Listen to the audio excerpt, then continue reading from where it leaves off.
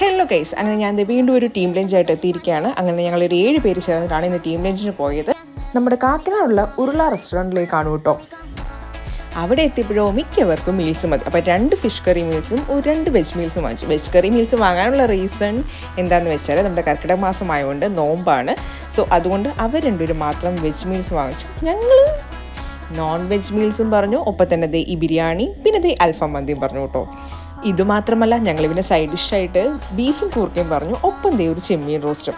അങ്ങനെ ലാസ്റ്റ് തീരാനില്ല എന്ന് കണ്ടപ്പോൾ കുറേശ്ശായിട്ട് ഇവനെ അടിച്ച് തീറ്റിക്കാൻ തുടങ്ങി നമ്മുടെ ജോജച്ചേട്ടൻ. ഞാൻ ഓർഡർ ആക്കിയത് ബിരിയാണി ആണെങ്കിലും കുറച്ച് കഴിഞ്ഞപ്പോഴേക്കും എൻ്റെ കോൺസെൻട്രേഷൻ ചോറിൻ്റെ കൂടെ കിട്ടിയ മീൻകറിയിലേക്ക് ആയിട്ടു. പിന്നെ ഞാൻ മീൻകറി ഇലയിൽ ഒഴിച്ച് വടിച്ച് നക്കിയായി പിന്നെ എൻ്റെ പരിപാടി. അത് കഴിഞ്ഞ് ഞാൻ സൈഡിലേക്ക് നോക്കിയപ്പം അടുത്ത ആളിരുന്ന് ഇല നക്കുന്നു. വേറെ ആരുമല്ല, എൻ്റെ സ്വന്തം മാനേജറാണ്.